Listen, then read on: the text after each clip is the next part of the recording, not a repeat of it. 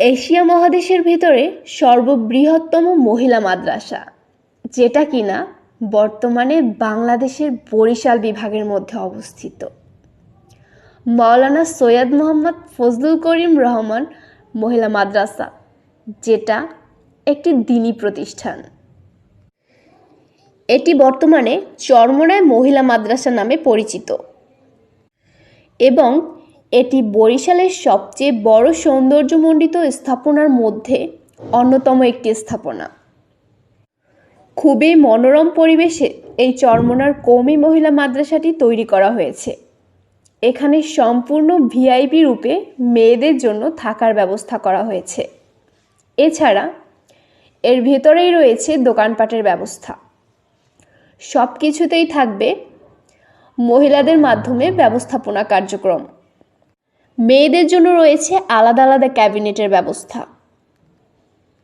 যেহেতু এশিয়া মহাদেশের মধ্যে এটি সর্ববৃহত্তম মহিলা মাদ্রাসা, সেহেতু এর সিস্টেমগুলো বিভিন্ন অঙ্গিকের এবং ভিন্ন ভিন্ন আকর্ষণের রয়েছে। এক কথায় বলতে গেলে এর সব কিছুতেই রয়েছে একটা অনন্য আকর্ষণ। 6 তলা ভবন বিশিষ্ট এই মাদ্রাসাটি খুবই চমৎকারভাবে ডেকোরেশন করা হয়েছে। অসাধারণ এক মনোরম পরিবেশ, যা মেয়েদের দ্বীনি শিক্ষা প্রদান করার লক্ষ্যে কাজ করবে বলে আশা করা যায়, যার সৌন্দর্যের বিস্তৃতি ইতিমধ্যে সারা বিশ্বে ছড়িয়ে পড়েছে। চরমোনার নতুন মহিলা মাদ্রাসার কার্যক্রম ইতিমধ্যে শুরু হয়েছে, যা কিনা বরিশালের অন্যতম মহিলা মাদ্রাসা নামে পরিচিত। মাওলানা সৈয়দ মোহাম্মদ ফজলুল করিম রহমান মহিলা মাদ্রাসা, যেটা কিনা কীর্তনখোলা নদীর তীরে অবস্থিত। নতুন এই মহিলা মাদ্রাসাটি গত 10ই মে শুভ উদ্বোধন হয়েছে এবং 13 তারিখ থেকে আনুষ্ঠানিকভাবে ক্লাস শুরুর কথা।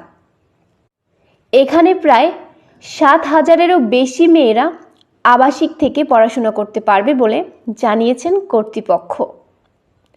চরমোনায় এই নতুন মহিলা মাদ্রাসাটি মুসলিম মেয়েদের জন্য গঠিত। এটি বাংলাদেশের বিখ্যাত বরিশাল বিভাগের মধ্যে অবস্থিত।